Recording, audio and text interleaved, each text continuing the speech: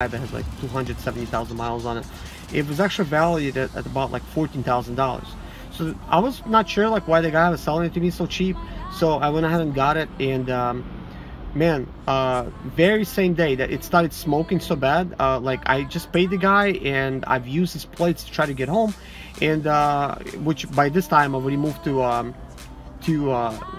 basically to North Carolina, and it was nothing set in stone. Well, I was basically in Charlotte, North Carolina, so I was just driving to my location where I was actually, because I just moved. I didn't actually move all my furniture. It was still in Florida, but I decided to go ahead and live in Charlotte, and I went into in-town suites basically, which is not apartments, but it's kind of like a hotel, but it's you know, you got a refrigerator, you got everything basically, like, and you just pay like a weekly fee, and pretty much per month it costs about $900 to live there.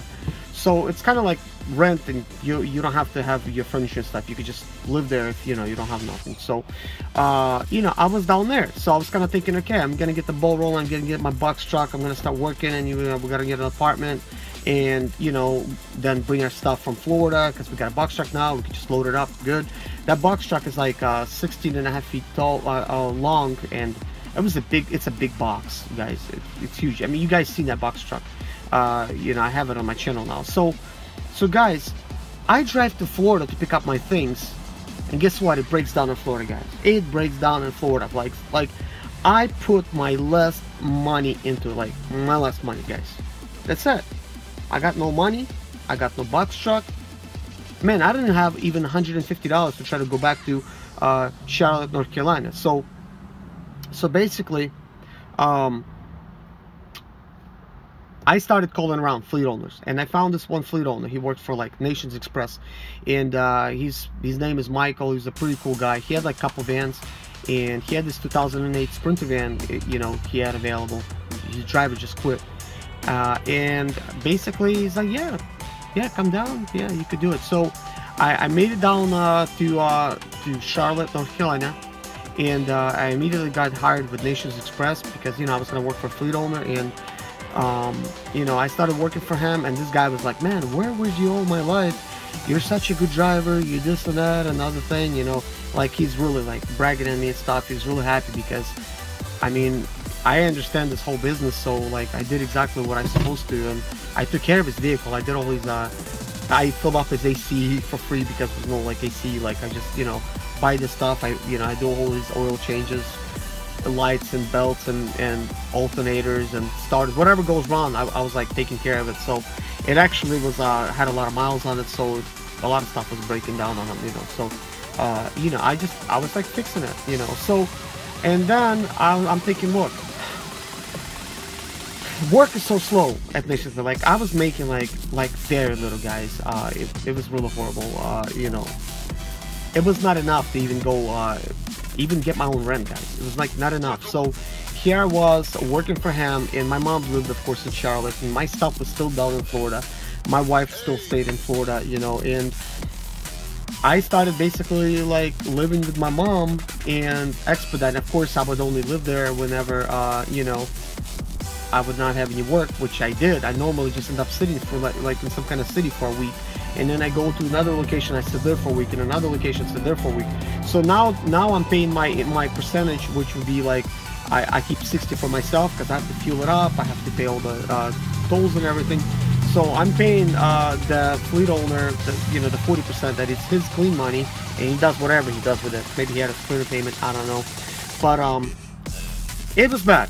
It was bad, and I guess the worst thing about it is, you know, the work is slow. You cannot even pick up and go. You cannot go to some other company, because this particular Sprinter, it is working for Nations Express, and the work was slow, guys. It was horrible. So so I was kind of thinking, man, I got bad credit history. I know. I'm not even gonna go check to try to see if you know, if I could get a loan, because I didn't think I was going to be able to get a loan or anything. So I told one of my friends, Leo, I said, look, you know, he had like one Sprinter for sale. I'm like, I'm interested in buying it. So he's like, yeah, sure, why not, you know. you could buy it. So he told me the price and stuff. You know, it was way too high. That's, you know, basically the van was barely running, and he told me 7,700. But he said, well, you know, I gotta make a profit on it too. So I'm like, okay, I understand, but I'm like, dude, I would never pay you this much money for this, because it's broken, basically. Like, you know, there's no way. But anyways, the good thing about it was I'm a risk taker, guys. I ended up buying a piece of crap Sprinter for a lot of money because he allowed me to make payments. That's the only reason. I didn't have any money. So I'm thinking, look, I'm either going to be throwing my money away by sharing it with the fleet owner, or I'm going to get my own van. I'm going to try to fix it up, guys. And this is this Sprinter here. Guys, it was a piece of garbage when I got it. I mean, it probably looks kind of bad now, but you should have seen it then. Quarter panel was all dented in, man, and the front end, the underneath the lights piece was missing, the grill was all messed up, held with zip ties, the lights are all hanging and stuff because they're barely broken. It seemed like somebody put it together with used junk parts that was just relevant. The whole bumper was zip tied. That thing was already like all ripped and stuff, but they zip tied it together, guys. This thing looked like Frankenstein, man. Plus it was all rusted everywhere, it was dings and dents. It looked one color on one side, another color on the other side. Plus the interior wasn't so bad, guys. It was barely running, man. I was like, you can start it up and barely goes, you know. So that Sprinter was a challenge to me, because at the time I knew a lot of stuff, but I didn't know as much as I know now. So I had to learn a lot of stuff really quickly, guys, because it keep breaking on me. It just keep breaking. So I was making payments for him, kind of like I am paying for a new van, because I'm trying to pay it off as quickly as possible.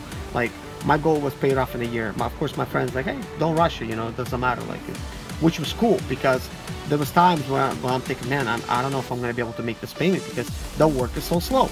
And so when I actually got this van, you know, and this is kind of like why, like, I want to like kind of like support you. Yeah, it could be this bad and it could improve. Maybe it could be better for you. I don't know. But to me, it seemed like everything was against me. Like, I'm basically going against the current. You know, I was like, so I keep saying to myself, this thing is, I don't want to say, you know, like, but it's so bad, I'm gonna turn into gold. You know, it's the worst thing it's possible, but I'm gonna turn into gold. I'm thinking I'm gonna actually pay this thing off. I'm gonna fix it right. I'm gonna actually use this thing to actually buy me something better, like another van, and I'm gonna actually buy my house with this. You know, I keep reassuring myself this, just trying to, like, you know, like, it was nothing special. It's not like affirmations or nothing, but I'm just thinking, this is what I'm gonna do. You know how many people made fun of me with that Sprinter? Like, plus when the work was so slow, they're like, hey, why don't you quit driving a Sprinter? Like, you're not making any money, get a real job. Even though I wasn't complaining, but it was like, you would get like family members, friends. I mean, they know how work, you know, it is. So that's what they would say. You know, they're like, hey, you should just quit. You know, you should just, like, why don't you just get a real job? You know. And then some people say, hey, you should just become a truck driver. So I actually went and you know, I started thinking at one point, I'm thinking maybe I should get a truck driver license, like a CDL. So I actually got the books, well, a book, and I started studying it. Like, I studied for Saturday and Sunday. I went on Monday, guys. I passed it with flying colors. You know, and the only thing was left was to try to do the driving test. And then I thought, no, and I said, no, I'm gonna stick with it, and I'm gonna make the best out of it, guys. And so you might be thinking, like, why am I working for a bad company at this point, and why am I not leaving? Because, guys, it was I was getting paid so low. The insurance was basically, like, I was paying like little insurance, but Nations Express was covering my insurance because they required their own insurance. So I didn't have this big insurance payment, but they deducted out of your pay. Plus they gave me a fuel card, so I was always using a fuel card. I was like, man, I was thinking, man, how could I, you know, get like extra $500 so I could just have my own fuel money, because they're charging me com data charges every time I fuel. They're charging me. So I'm thinking, man, I'm paying these charges every time I'm fueling. Charges. So I'm trying to also get like cash advances, because, you know, I don't have no money for food and stuff, man. There was times, guys, I would be at a truck stop, man. Other people are like eating Taco Bell, man. I'm thinking they're eating luxury food, guys. Like, I'm thinking, man, I cannot even afford to eat a Taco Bell, guys. I cannot even afford to go buy myself a bean burrito for $1, man. I was like thinking, man, here I am eating my Roman noodle soup. You know, I actually got to like those things. Those things, I think they're still good. Then I would be like, what else is cheap? You know, I found like oatmeal, man. I would like try to make my own oatmeal using the hot water from like a gas station. Guys, man, I had some guy, he's actually from my church, which I actually haven't been going to church for like a long time.